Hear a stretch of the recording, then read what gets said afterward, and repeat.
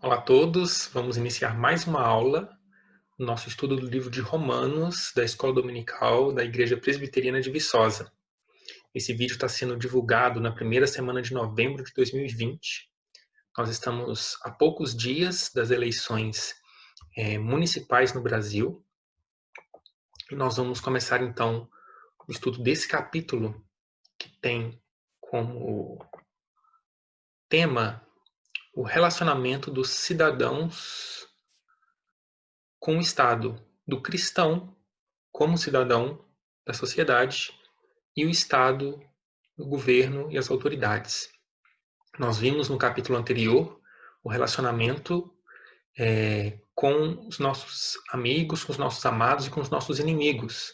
Depois de toda a transformação, de tudo que a gente viu que o Espírito, que Deus faz na gente, toda a mudança que ele gera, a gente está vendo agora como isso está afetando os nossos relacionamentos.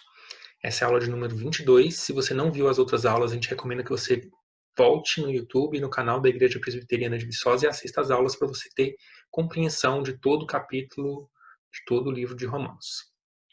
Vamos fazer a leitura então do capítulo 13 de Romanos. Todos devem sujeitar-se às autoridades governamentais, pois não há autoridade que não venha de Deus. As autoridades que existem foram por ele estabelecidas. Portanto, aquele que se rebela contra a autoridade está se colocando contra o que Deus instituiu. E aqueles que assim procedem trazem condenação sobre si mesmos.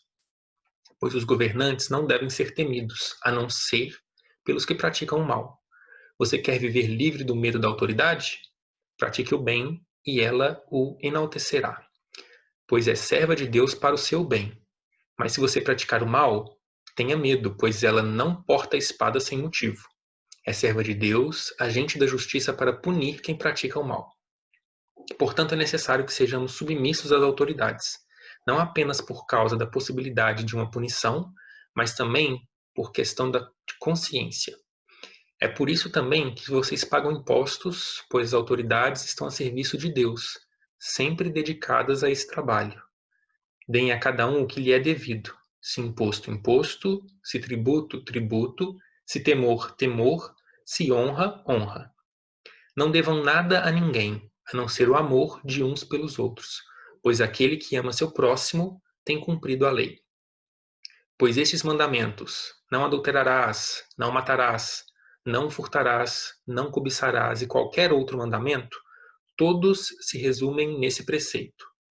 Ame o seu próximo como a si mesmo. O amor não pratica o mal contra o próximo, portanto, o amor é o cumprimento da lei. Façam isso compreendendo o tempo em que vivemos. Chegou a hora de vocês despertarem do sono, porque agora a nossa salvação está mais próxima do que quando cremos. A noite está quase acabando, o dia logo vem. Portanto, deixemos de lado as obras das trevas e vistamo-nos da armadura da luz. Comportemo-nos com decência, como quem age à luz do dia, não em orgias e bebedeiras, não em imoralidade sexual e depravação, não em desavenças e inveja. Pelo contrário, revistam-se do Senhor Jesus Cristo e não fiquem premeditando como satisfazer os desejos da carne. Bem, nós não vamos ver nesse capítulo sobre a relação Estado e Igreja, mas nós vamos fazer uma observação a partir de um comentário de John Stott. Ele fala sobre 4 modelos do relacionamento do Estado e da Igreja. São modelos simplificados, ele reconhece isso, mas ele cita esses 4 modelos. O primeiro é o erastianismo, onde o Estado controla a Igreja.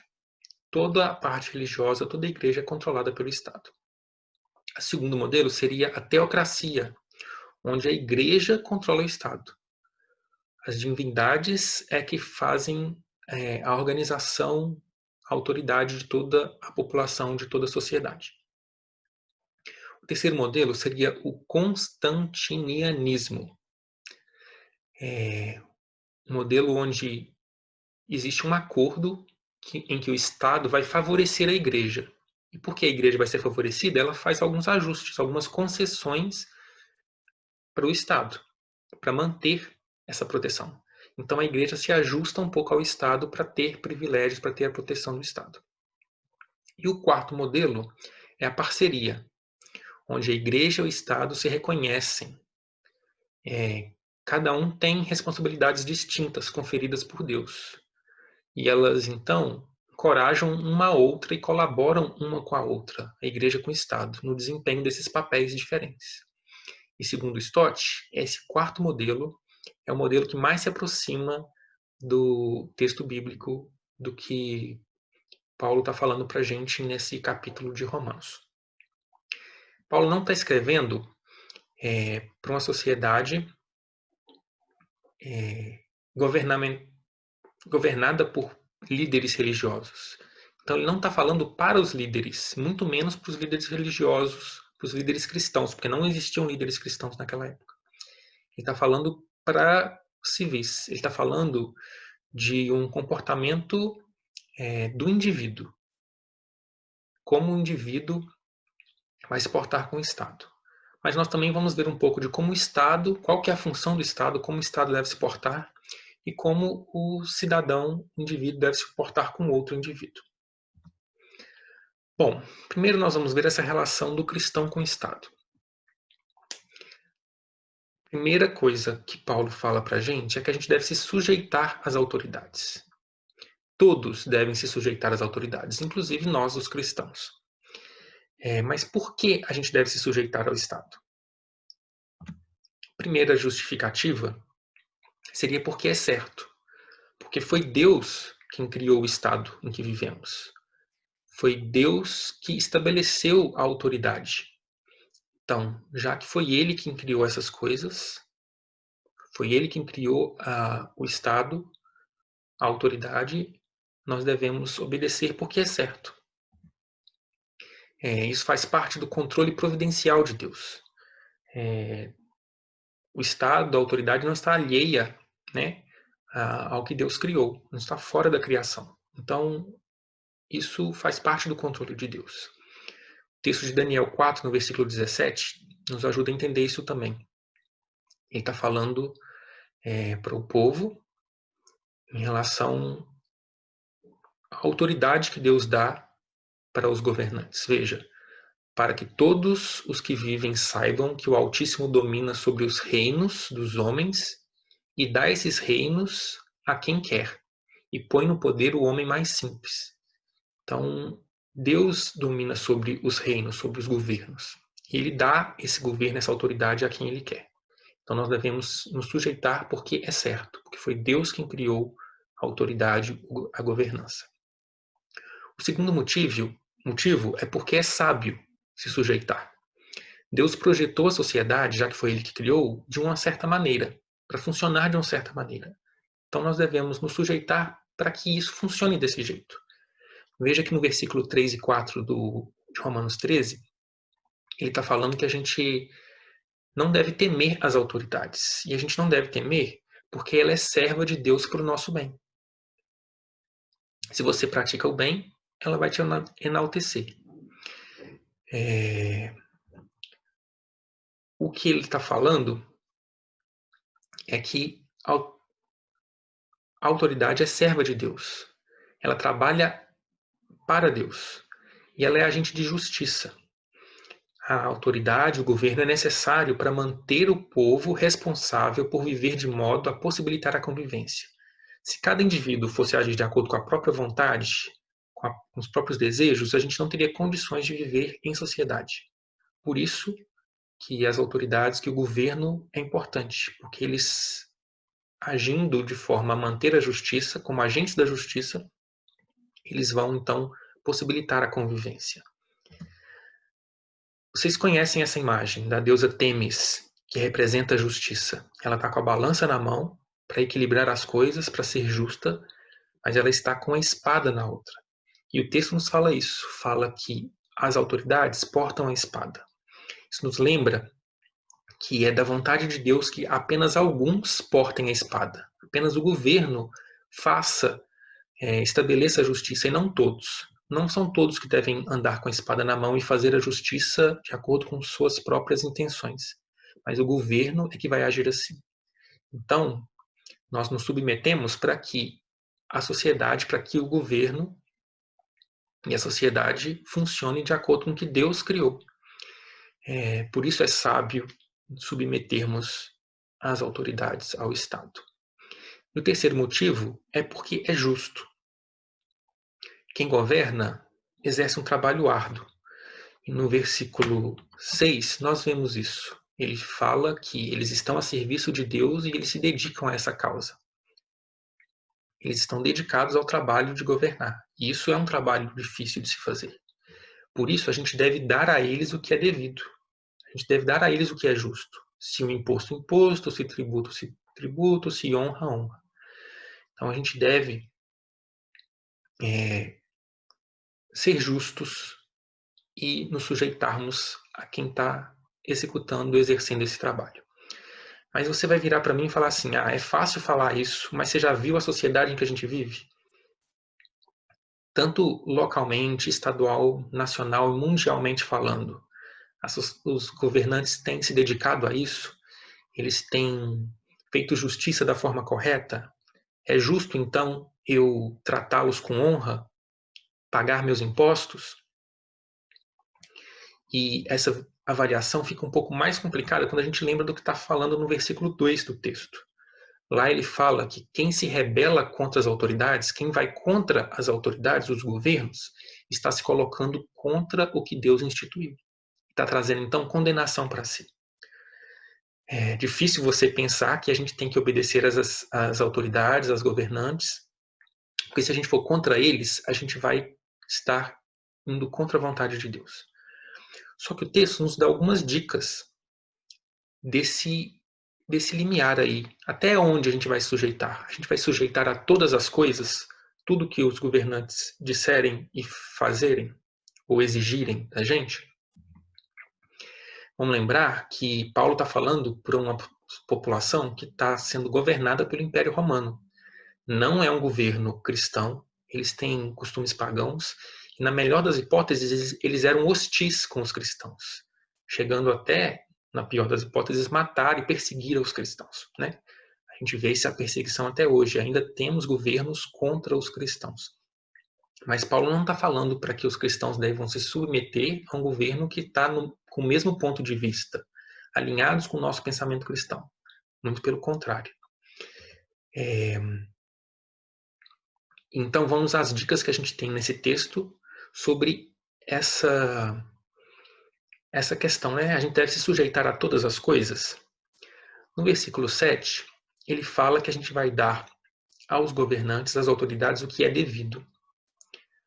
A eles não é devido a adoração. Eles não são deuses, eles não são absolutos. Nós devemos adorar somente a Deus. Nós devemos louvar somente a Deus. Então a gente não vai dar isso às autoridades. Paulo está combatendo o pensamento da época de que a liderança, os césares, eram próprios deuses, ou tinham uma relação muito próxima com os deuses. E ele está falando não. Dai a César o que é de César. Ele está fazendo praticamente uma réplica do texto de Mateus 22, versículo 21. Mas dai a Deus o que é de Deus. Não vamos misturar as coisas. A gente vai dar às autoridades o que é devido a elas e vamos dar a Deus o que é devido a Ele. Outra dica está no versículo 4. Paulo nos lembra que as autoridades, que os governos, são servos de Deus. Ou seja, eles estão debaixo da autoridade de Deus. Eles não são a autoridade máxima.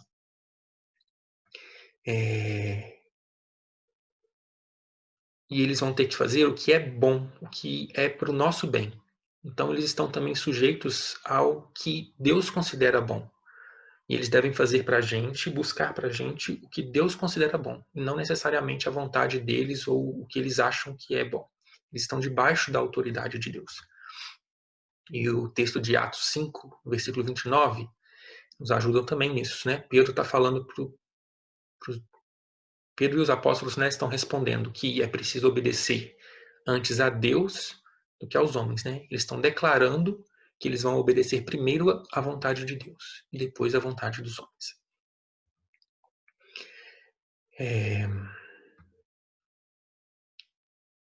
Keller, no livro que a gente está usando como texto base, fala que os cristãos não devem se não devem subverter ou desrespeitar a autoridade de um governo tolo e que apoia o comportamento desobediente a Deus. Então a gente não deve ir contra e desrespeitar o governo, mesmo que ele seja tolo, mesmo que ele não esteja fazendo a vontade de Deus ou esteja desrespeitando isso. E exemplos disso são José e Jeremias. José, ele foi inclusive um dos maiores governantes do Egito, apesar de o governo não ser um governo cristão, os costumes, os deuses que eles tinham não iam totalmente contra o ensinamento e a crença de José, mas ele serviu à sociedade apesar disso. E Jeremias também, ele aconselhou o povo a se submeter ao governo babilônico, apesar de ser um governo pagão, né? Um governo que não estava de acordo com os ensinamentos e as leis de Deus. Mas então eles obedeceram os governos, as leis e os costumes, as leis, apesar de o governo não estarem apoiando ou estarem debaixo do entendimento bíblico.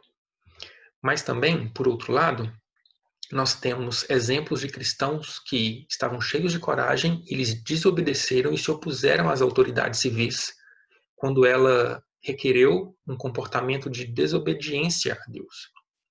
E exemplos disso são Daniel e os seus amigos, que não deixaram de orar a Deus e nem se curvaram a imagens da liderança de outros deuses e foram castigados por isso. Foram lançados na fornalha, inclusive, na cova dos leões. E as parteiras hebreias, que também desobedeceram o governo egípcio, que tinha mandado matar todos os meninos que nascessem, e elas pouparam a vida das crianças que nasciam. Então elas desobedeceram para não desobedecer a vontade de Deus, ao que Deus tinha ensinado, orientado, né? Nós temos essas duas orientações. E a gente passa então a tentar extrair do texto uma forma, a gente viu como o cristão deve se comportar em relação ao governo, mas a gente pode também tirar algumas coisas de como o governo deve se comportar. Como seria a descrição do trabalho do Estado, o trabalho da autoridade, que a gente pode tirar desse texto. Bom, no versículo 4, a gente vê uma das funções do Estado, que é punir quem pratica o mal, punir as infrações. Então, o Estado existe para cumprir a lei e trazer a punição necessária, seja uma taxa, um imposto, seja uma restrição, seja a morte. Então, ele existe para punir. Ele carrega a espada. O Estado é quem deve fazer isso, não os civis. A gente não deve tentar extrair desse texto uma explicação para a pena de morte, apesar de a gente estar falando aqui de espada, de relacionar com a morte, de trazer a punição para quem pratica o mal. Porque esse texto não está falando sobre isso. Ele está falando sobre a relação do cristão com o Estado. Então a gente não vai explorar esse aspecto, mas a gente vê, é claro, que é função do Estado fazer isso. O Estado é quem deve punir quem pratica o mal. E outra descrição da função do Estado, do trabalho que ele deve exercer, é o trabalho para o bem do cidadão. Ele deve trabalhar para o bem do cidadão. Só que Paulo não explica com precisão o que significa esse bem, de que bem ele se refere. Porque ele pode estar falando de duas coisas. Uma interpretação é de que ele está falando a mesma coisa do versículo, da frase seguinte, do comportamento do cidadão. A frase seguinte fala que quem se comporta mal vai ser punido. Então ele pode estar falando que uma função do Estado é fazer com que o cidadão se comporte bem. Está falando do comportamento do cidadão. E o Estado poderia fazer isso premiando, já que quem pratica o mal é punido, quem pratica o bem vai ser premiado. É uma interpretação possível. Só que a frase seguinte começa com mas. Isso indica para a gente que a frase seguinte está falando de um assunto diferente, poderia ser até contraditório à frase anterior. Então, uma outra interpretação possível é que esse bem do qual o Estado deve trabalhar para que a gente tenha é um bem relacionado à condição do cidadão. O cidadão tem uma boa alimentação, tem uma boa moradia, ele tem uma boa saúde, ele está bem empregado. Então, a condição do cidadão pode ser uma interpretação desse bem. E aí o Estado tem que promover esse bem, promover a saúde, promover a educação, promover uma boa moradia, segurança. Então seria uma interpretação possível desse termo que Paulo usou. A gente tem que tomar cuidado com os extremos e com interpretações extremistas. Porque se a gente está falando do comportamento e do Estado premiar o comportamento bem e punir o comportamento mal, a gente está limitando demais o Estado a apenas ser um promotor da lei e da defesa nacional. Do outro lado, se a gente fala que o Estado vai promover uma condição boa para o cidadão, a gente está dando uma maior possibilidade de atuação do Estado, né? Não está limitando tanto o trabalho do Estado, está dando uma maior possibilidade de atuação dele em relação aos cidadãos. Keller fala que o que Paulo está querendo dizer para a gente é que o Estado tanto promove o bem, o comportamento e os relacionamentos corretos, como coíbe e pune o mal, o comportamento e os relacionamentos errados dos cidadãos. Então, essa seria uma descrição do trabalho do Estado. O texto de Jeremias, no capítulo 27, nos ajuda a entender um pouco isso. Jeremias está falando para o povo que está exilado na Babilônia. E olha o que ele fala nos versículos de 5 a 8. O que Deus está falando para o povo através de Jeremias. Eu fiz a terra, os seres humanos e os animais que nela estão, com meu grande poder e com meu braço estendido, e eu a dou a quem eu quiser. Agora, sou eu mesmo que entrego todas as nações nas mãos do meu servo Nabucodonosor, rei da Babilônia. Sujeitei a ele até mesmo os animais selvagens. Todas as nações estarão sujeitas a ele, e a seu filho e a seu neto, até que chegue a hora em que a terra dele seja subjugada por muitas nações e por reis poderosos.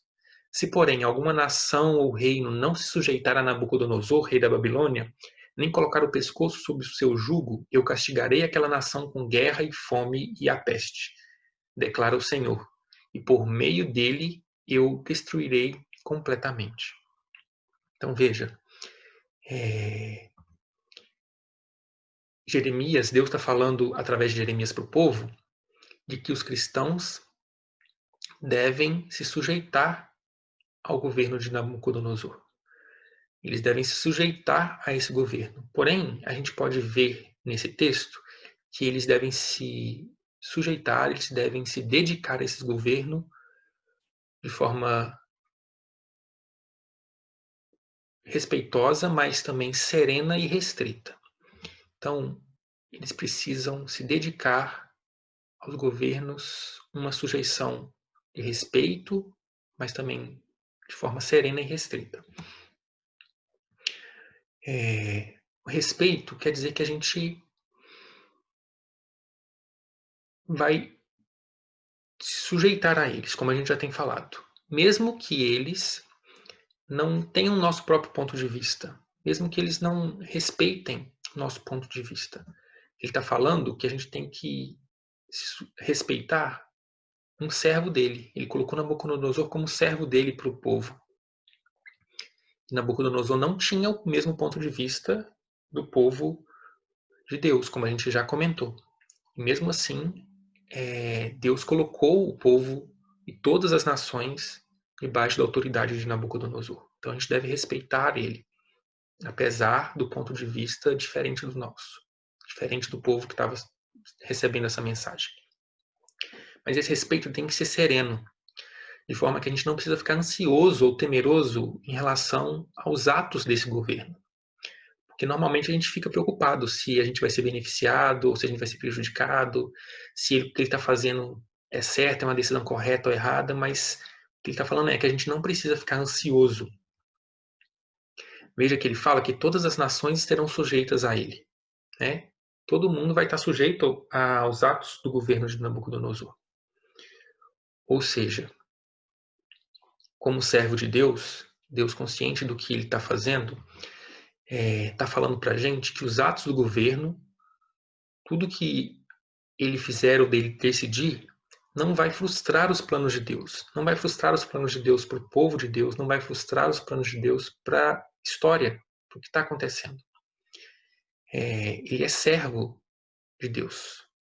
Ele está agindo até como agente de justiça, servindo a Deus dessa forma também. Mas veja que é um respeito restrito, porque ele também está debaixo do juízo de Deus. E ele fala que vai chegar a hora em que a terra de Nabucodonosor também vai ser subjugada. Deus não vai se esquecer do julgamento e que ele tem que exercer para esse povo que está corrompido. Vai chegar um momento em que eles vão ser julgados. Mas nesse momento em que Deus está falando, ele está sendo usado por Deus. Por isso a gente deve se sujeitar com respeito sereno, mas também com restrição.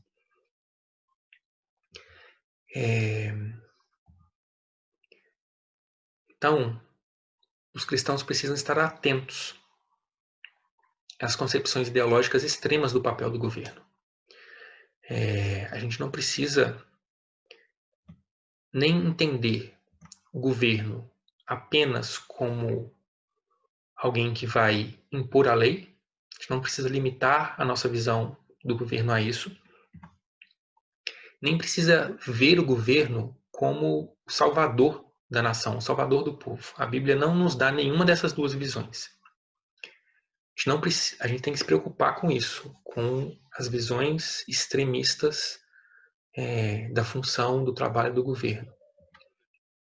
E os cristãos também devem se mostrar mais dispostos a participar plenamente da vida cívica. Quando ele fala lá no versículo 7 que a gente deve pagar impostos, ele está nos incitando a participar da vida cívica, a participar de todos os direitos e dos deveres do cidadão, né? A gente deve participar, a gente tem que estar disposto a participar mais.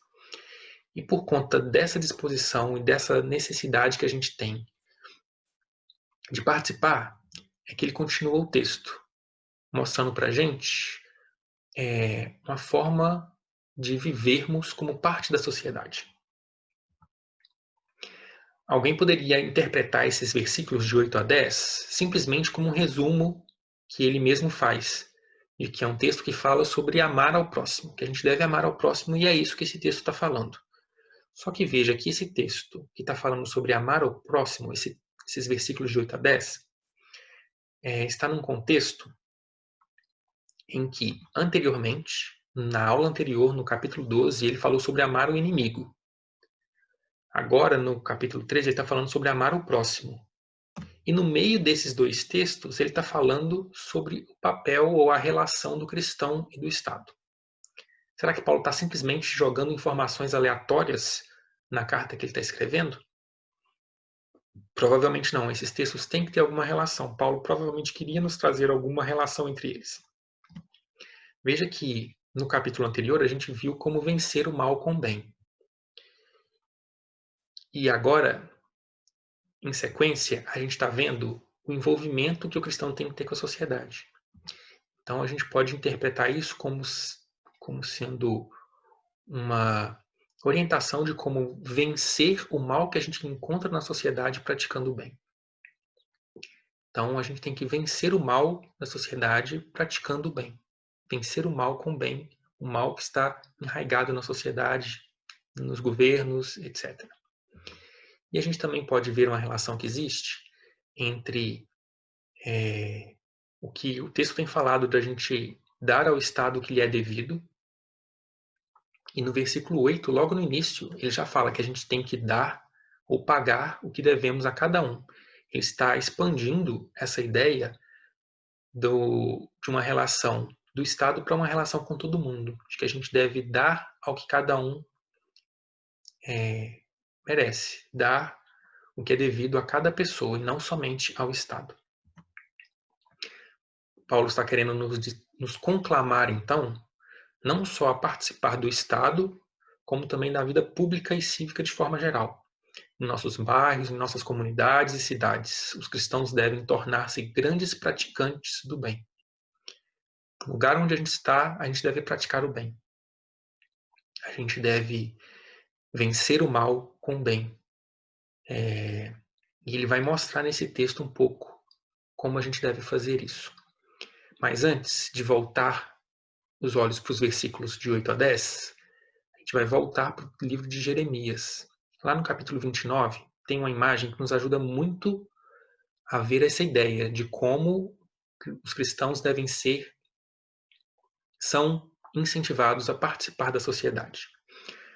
O povo de Deus, que estava vivendo sob o domínio de Nabucodonosor na Babilônia, estava recebendo instruções de alguns profetas e tendo a ideia de que eles não se deviam se misturar com o povo, para que eles não fossem contaminados, não pegassem a cultura, a idolatria daquele povo, eles deviam viver isolados, criar bairros, criar guetos e não se misturar com o povo. Mas Deus, através de Jeremias, fala com eles no capítulo 29, a partir do versículo 5. Construam casas e habitem nelas. Plantem jardins e comam dos seus frutos. Casem-se e tenham filhos e filhas. Escolham mulheres para casar-se com seus filhos e deem suas filhas em casamento, para que também tenham filhos e filhas. Multipliquem-se e não diminuam. Busquem a prosperidade da cidade para o qual eu os deportei e orem ao Senhor em favor dela, porque a prosperidade de vocês depende da prosperidade dela. Então vejam que a visão totalmente diferente do que o povo estava tendo naquele momento. Eles não deviam perder a identidade. Eles não deviam se esquecer de que eles eram um povo separado por Deus. Eles não deviam se contaminar com a idolatria e com os costumes errados daquele povo. Mas eles deviam fazer parte do povo, morar ali dentro, construir casas, plantar. Isso dá uma ideia de tempo, né? Não é colocar a semente e ir embora, mas esperar. O tempo vai passar, vocês vão ficar muito tempo ali. Usufruam da cidade, busquem a prosperidade da cidade, orem. Então, é um texto que nos ajuda a entender e confirma o que Paulo está falando, de que a gente deve fazer parte da sociedade e não viver à margem da sociedade. Então, Jeremias está falando nesse texto para o povo que eles devem vencer o mal com o bem, levando o seu amor e a sua fé a fim de serem relevantes para o bem público da cidade em que eles vivem. Voltando para o texto de Romanos, no capítulo 13, nós vemos que no versículo anterior ele estava falando sobre pagar os impostos, de não ter dívida com o Estado. E agora aqui ele está falando de a gente não ter dívida com ninguém. Né? Como eu falei, ele está ampliando essa importância, esse ensinamento para todas as pessoas. A gente não deve ter dívida com ninguém, a não ser o amor. O cristão tem uma dívida eterna com a sociedade de demonstrar e de levar o amor de Deus para eles, de fazer o amor de Deus ser visto, de amá-los assim como Deus nos amou. Então a gente tem essa dívida eterna com a sociedade. E Paulo está falando que se a gente amar o próximo, a gente vai estar cumprindo a lei. Ele está falando que a lei de Deus é uma diretriz, é uma orientação sobre como amar as pessoas, como fazer o bem para essas pessoas que estão ao nosso redor. Mas em sequência, no versículo 9, ele fala que o resumo da lei, se você for pegar uma frase que resume a lei em relação ao próximo, seria: ame ao próximo como a si mesmo. Esse é um resumo da parte da lei que está relacionada com o próximo. Porque o outro resumo seria amar a Deus acima de todas as coisas, que resume os mandamentos relacionados a Deus, e amar ao próximo como a nós mesmos. Ele está falando, então, que amar, na verdade, não é nada mais do que seguir a lei, que obedecer à lei. Na primeira parte ele falou que quando eu amo, eu estou cumprindo a lei. E aqui ele está falando que se eu amo, eu estou cumprindo a lei. Ele está falando que obedecer à lei é amar ao próximo. E amar ao próximo é obedecer à lei. Não está jogando um contra o outro. Está falando que as duas são a mesma coisa. E logo em seguida, no versículo 10, ele fala então que o amor não pratica o mal contra o próximo. Só que na sociedade em que a gente vive, as pessoas têm um entendimento bastante errados em relação a isso. É possível que você tenha uma interpretação errada em relação a isso. Porque você pode estar entendendo que as atitudes de amor que você tem vão infringir a lei. Ou que você precisa infringir a lei para amar ao próximo. Como assim? Um exemplo simples de entender é quando você tem que falar uma verdade para uma pessoa que você sabe que vai machucar ela, que vai magoar ela, que vai deixar ela infeliz. Se você disser essa verdade para ela, você vai deixar ela infeliz, triste, vai deixar ela desconfortável. E você não quer isso, porque você tem um entendimento, ou as pessoas têm um entendimento errado do amor. Como se amar o próximo for deixar ele confortável, perturbar ele ou incomodar ele o menos possível. Então eu vou desobedecer à lei, eu não vou falar a verdade com ele, vou deixar ele agir de forma incorreta, para que ele se sinta bem. E eu acho que assim eu estou amando a ele. Porém, Deus é quem sabe o que nós precisamos e o que o nosso próximo precisa. Não é a nossa decisão do que o próximo precisa que está correta, mas é o que Deus colocou para nós. Quando a gente age dessa forma, a gente está questionando a sabedoria de Deus. A gente está falando que a gente sabe mais do que Deus em relação ao nosso relacionamento com o próximo. O que Deus está dizendo para a gente é: você quer amar ao próximo? Você quer não praticar o mal para ele? Faça isso. Obedeça aos mandamentos. Fazendo isso, você vai estar amando o próximo. Mesmo que isso incomode, perturbe e deixe ele desconfortável, porque é isso que a lei faz. A gente já viu isso em Romanos, que a lei nos mostra o quão pecadores nós somos e deixa a gente desconfortável. Mas essa é a vontade de Deus, nos mostrar quem nós somos, nos deixar desconfortáveis para entender que nós não podemos fazer nada para a nossa salvação. Então, a gente viu que o povo exilado queria viver à margem, eles não queriam participar da sociedade, queriam criar guetos. E é possível que a gente faça isso, como povo cristão, achar que a gente deve viver dessa forma. Não vamos nos misturar com a sociedade para que a gente não se contamine. Mas através de Jeremias, Deus fala que vocês devem fazer parte da sociedade. A gente deve viver na sociedade, servir a sociedade. Mas sem esquecer quem nós somos. Assim como Daniel e seus amigos, que foram obedientes à vontade de Deus, à palavra de Deus, apesar das ordens e das leis dos governos em que eles estavam submetidos.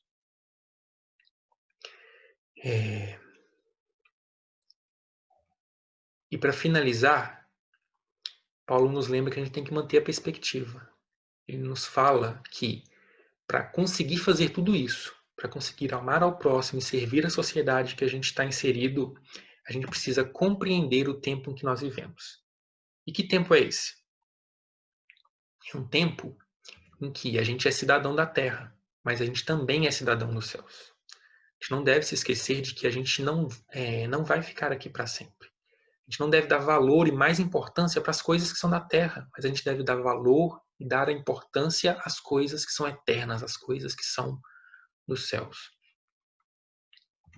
Paulo fala que essa salvação está próxima, que esse momento está próximo. Mas ele falou isso há tanto tempo atrás e talvez você pense que ele estava equivocado, né? Que como que isso vai acontecer se já passou tanto tempo? Mas a ideia aqui, que a gente deve lembrar aqui, é que a nossa vida aqui na Terra é passageira, nós somos forasteiros, a nossa vida é efêmera. A gente não deve dar valor e ou mais importância às coisas da Terra, em detrimento às coisas que são eternas. Porque quanto mais o tempo passa, quanto mais a gente percebe que a nossa vida é passageira, é curta, a gente se aproxima da vida nos céus, da glória que a gente vai experimentar vivendo próximo a Deus. Então a gente deve valorizar mais, dar mais importância às coisas que são eternas. É isso que Paulo fala nos versículos seguintes, que a gente deve nos vestir da armadura da luz, que a gente deve viver com decência, como quem age à luz. Então, se eu vou valorizar as coisas do céu, eu vou viver como seres revestidos de luz. Vou viver com decência, não vou viver em imoralidade e em pecado. Porque eu estou sob a luz do dia. O dia já raiou. As coisas estão claras. Jesus está na nossa frente. E tudo que a gente faz está visível para Ele e para toda a sociedade. O mundo de trevas, de devassidão, já está acabando. O sol está raiando e a gente vai estar diante do Cordeiro. E aí, como a gente vai se comportar diante de Cristo? Como que a gente vai se comportar diante da sociedade? Em devassidão ou em amor? E ele expande essa ideia de a gente vestir a armadura de luz no versículo 14 para que a gente se revista, para que a gente se vista do Senhor Jesus Cristo. O Timothy Keller, traz uma imagem no livro dele para a gente entender um pouco isso. Imagina que você vai para uma festa de gala, está vestindo o seu melhor vestido, melhor terno, seu smoking, todo alinhado, com joias, um sapato lustrado. Você olha diante do espelho e isso já exige de você um comportamento diferente. Você não vai vestir essa roupa, ir para o seu compromisso e agir como se você estivesse na academia ou correndo na rua. Você vai fazer papel de bobo. Você vai ficar pagando mico mesmo, né? Porque você está vestido de um modo e agindo de outro. E é isso que a gente deve prestar atenção. Se a gente está revestido de Cristo, como a gente vai se comportar? A gente deve se comportar e se portar de acordo com a roupa que nós estamos vestindo. Se nós estamos revestidos da armadura de luz, se nós estamos revestidos de Jesus Cristo, a gente deve se comportar como Jesus Cristo. A gente deve se comprometer com isso. A gente deve amar ao próximo, viver na sociedade, servir a sociedade em que a gente está inserida. E para terminar o estudo, o Keller coloca a seguinte frase que eu vou também colocar para vocês. Como a gente deve se comportar então? Né? Como a gente se porta quando a gente está revestido de Jesus Cristo? Em tudo que fizer, todas as nossas atividades, tanto para com o Estado quanto para com a sociedade da qual a gente faz parte,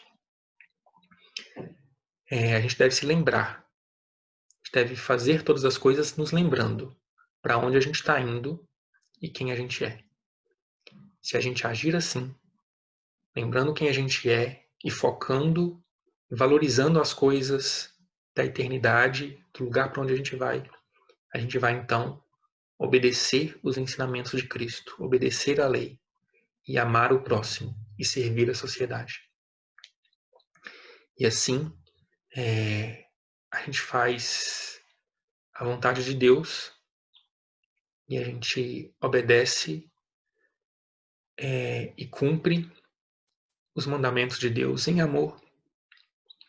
E a gente, transformado pelo Espírito, vai ter essa nova forma de nos relacionar com a sociedade em que a gente está inserido, com o Estado e com as autoridades que a gente está submetido.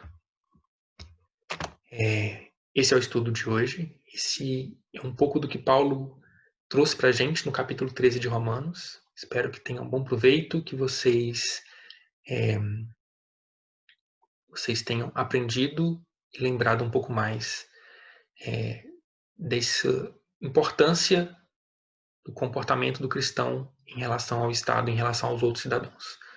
Um período em que a gente está prestes a eleger a liderança das nossas cidades. Espero que esse estudo tenha sido de bom proveito e que Deus nos abençoe.